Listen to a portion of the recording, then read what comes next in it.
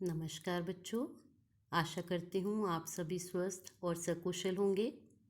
आपके पद्य भाग के अंतर्गत आज हम करने जा रहे हैं पाठ 7, जिसका शीर्षक है तोप और इसके राइटर हैं वीरेन डंगवाल। बच्चों, जैसे कि नाम से ही पता चल रहा है तोप, तो आप में से बहुत से बच्चे कालका में रहते होंगे, पिंजौर रहते हैं, परवाणू रहते हैं। अर्थात यहाँ से आते जाते हुए, नेशनल हाईवे से आते जाते हुए आपने कई बार परवाणू और कालका के बॉर्डर पर रखी हुई तोप देखी होगी, जिसको हम लोगों ने अंग्रेज़ों से युद्ध के समय में जीता था।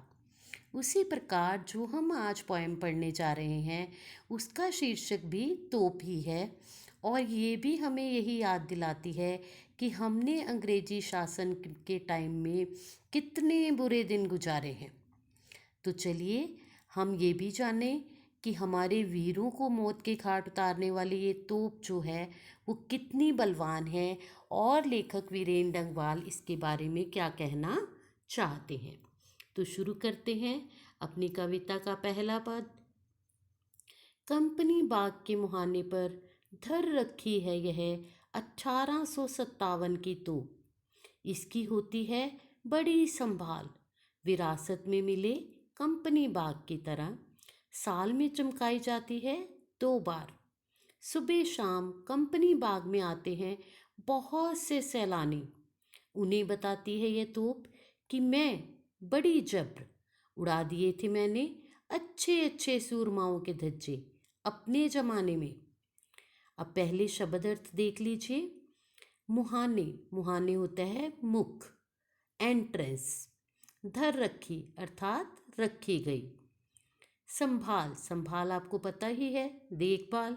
और विरासत जो हमें पूर्वजों से प्राप्त होती है। कंपनी बाग जगह का नाम है। सुबह शाम आते हैं सैलानी। सैलानी कौन है? पर्यटक, दूर दूर से जो लोग घूमने आते हैं, देखने आते हैं, पर्यटक, विजिटर्स, टूरिस्ट। जबर, जबर मीन्स बलवान। सूरमाओं, सूरमाओं जो हमारे वीर हैं, सूरमा। धज्जे अर्थात चिथड़े चिथड़े कर देना। तो चलिए इसकी व्याख्या देखते हैं। प्रसंग तो आपको पता ही है कैसे लिखते हैं, आपको पहले भी बताया गया है कि ये जो पद्य है हमारी हिंदी की पाठ्य पुस्तक स्पर्श में से लिया गया है, और इसके रचयिता हैं वीरेन डंगवाल। कविता का नाम है तोप। और इन पंक्तियों में कवि क्या कहना चाहता है कि अन्यायी एवं अत्याचारी भले ही कितना शक्तिशाली हो, अजेय हो, कहता है उसका एक ना एक दिन तो अंत होता ही है। तो जैसे ब्रिटिश साम्राज्य का अंत हुआ और हम आज़ाद हो गए। तो चलिए देखें व्याख्या। कंपनी बाग के मुहाने पर रखी गई यह तोप क्या याद दिलाती है हमें? 1857 की क्रांति की। कहते कि यहाँ पर रखी हुई है और ये हमें एक तरह से चिढ़ाती भी है। कैसे चिढ़ाती है? ये हमें याद दिलाती है कि एक टाइम पे हम अंग्रेज़ों के गुलाम थे, और कहते हमारी विडंबना है कि ये सब कुछ होते हुए भी हमें इसकी संभाल करनी पड़ती है, हमें इसकी देखभाल करनी पड़ती है। जैसे जो कंपनी बाग है वो हमें अंग्रेज़ों से विरासत में मिला है, क्योंकि आपको पता है कंपनी बाग की रचना तो अंग्रेज़ों ने ही की थी। वो ईस्ट इंडिया कंपनी के नाम से आए थे और कंपनी बाग की रचना भी उन्होंने की। तो कहते हैं जैसे हम कंपनी बाग की देखभाल करते हैं, इस तोप की भी देखभाल हमें करनी पड़ती है, क्योंकि ये कंपनी बाग के एंट्रेंस पर ही रखी गई है। फिर आगे कवि क्या कह रहा है कि इसे साल में 2 बार चमकाया जाता है। आप जानते हो वो 2 बार कौन से हैं? कोई बात नहीं, मैं बताती हूँ आपको। 15 अगस्त और 26 जनवरी। आपको पता ही है ये दोनों हमारे ऐतिहासिक दिन हैं, और इन दोनों अवसरों पर इस तोप को चमकाया जाता है। अब आगे क्या कह रहा है? सुबह शाम कंपनी बाग में आते हैं बहुत से सैलानी। निश्चित तौर पे जो बाग होता है वह फूलों से सुसज्जित होता है, तो लोग वहाँ पर घूमने जाते हैं, और यह तो कंपनी बाग है तो यहाँ पर तो पर्यटक आते जाते रहते हैं। तो कहते हैं सुबह शाम जितने भी पर्यटक कंपनी बाग में आते हैं उन्हें ये तोप क्या बताती है कि मैं बहुत शक्तिशाली थी, मैं बहुत बलवान थी अपने समय में, और मैंने अच्छे अच्छे वीर योद्धाओं के चिथड़े उड़ा दिए थे। अर्थात वो गर्व में फूली हुई अपनी वीरता का गुणगान करती है और क्रांतिकारियों की शहादत की ओर संकेत करती है। तो आपको इसमें दो चीज़ें याद रखनी है कि तोप कहाँ रखी हुई है, कंपनी बाग के मुहाने पर। इसे कब कब चमकाया जाता है, 26 जनवरी और 15 अगस्त को। कौन आता है कंपनी बाग में घूमने के लिए सुबह शाम? पर्यटक आते हैं।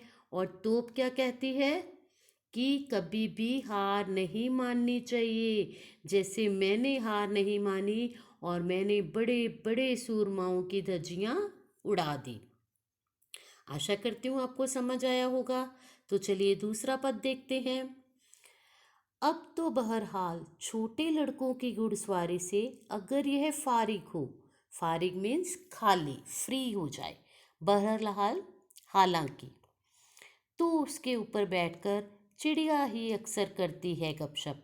कभी कभी शैतानी में वे इसके भीतर भी घुस जाती हैं, खासकर गोरैये। वे बताती हैं कि दरअसल कितनी भी बड़ी हो तोप, एक दिन तो होना ही है उसका मुंह बंद। अब देखिए कितनी सुंदर पंक्तियां हैं। कवि कहता है कि ये तोप अपने समय में बहुत शक्तिशाली थी, और वो खुद भी कहती है कि मैंने बड़े बड़े सूरमाओं की धज्जियां उड़ाई हैं। लेकिन कहता है अब वह एक अंत को प्राप्त हो चुकी है, अर्थात वो कंपनी बाग के मुहाने पर अब रखी गई है, तो वो एक शो पीस की तरह ही तो है अब। उस पर कहता है अब तो बहरहाल, हालांकि अब तो छोटे छोटे जो लड़के हैं, छोटे छोटे जो बच्चे हैं, वो उस पर क्या करते हैं, घुड़सवारी करते हैं। आपने देखा होगा कि जो तोप होती है उसके आगे एक लंबा सा पोल नुमा होता है, तो बच्चे क्या करते हैं, अक्सर खेलते हुए उस पर चढ़ जाते हैं और फिसलते हुए नीचे की तरफ आते हैं। तो इसी तरह से छोटे बच्चे उस पर घुड़सवारी करते हैं। अर्थात ये मजबूत तोप अब बच्चों के लिए क्या बन गई है, एक खिलौना मात्र बन गई है। और कहते हैं जब कभी ये बच्चों से खाली हो, क्योंकि सारा दिन तो बच्चे उस पर चढ़े रहते हैं, एक को देखकर दूसरा भी उस पर चढ़ता है, कहते जब कभी उस पर खाली हो तो उस पर छोटी छोटी चिड़ियां बैठकर गपशप करने लगती हैं, अर्थात ची ची करके बोलने लगती हैं। और कभी कभी शैतानी में वे, आपने देखा होगा जो पोल नुमा होता है उसके किनारे पर मुंह होता है, अंदर घुस जाती है चिड़िया उसमें से। तो वो कहता है कभी कभी चिड़िया, अर्थात गोरैया, गोरैया जो छोटी सी चिड़िया होती है, ची ची करके बोलती है, वो कहते कभी कभी इसके भीतर भी चली जाती है, इसके मुंह में घुस जाती है।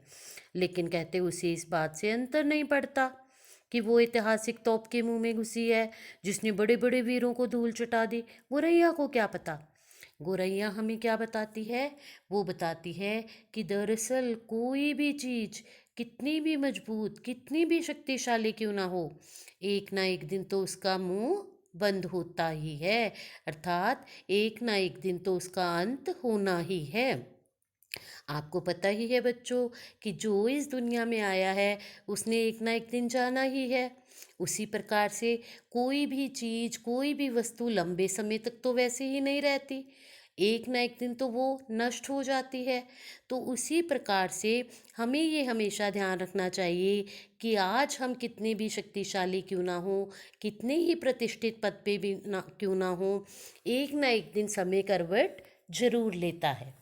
तो कवि हमें ये बताना चाहता है कि जो तोप थी जिसने गर्जन के साथ हमारे पूर्वजों को निस्तेज कर दिया था, वो आज मात्र एक शो पीस बनकर रह गई है। तो हमें शिक्षा क्या मिलती है कि हमें कभी भी अपने किसी भी पद का, अपनी शक्ति का अभिमान नहीं करना चाहिए। तो इस पद में आपको क्या ध्यान रखना है कि कभी कभी चिड़िया जो है वो तोप के मुंह में घुस जाती है, और तोप हमें सीख देती है कि अपने पांव जमाओ या हिम्मत और बुद्धिमत्ता से कार्य करो, लेकिन क्योंकि आपका अंत होना ही है, इसीलिए आपको सतर्क रहना है। आशा करती हूँ आपको ये समझ आया होगा। फिर भी कोई क्वेरी हो तो आप मुझे कॉन्टैक्ट करें और प्रश्नोत्तर जो है वो उत्तर पुस्तिका में लिखें। धन्यवाद।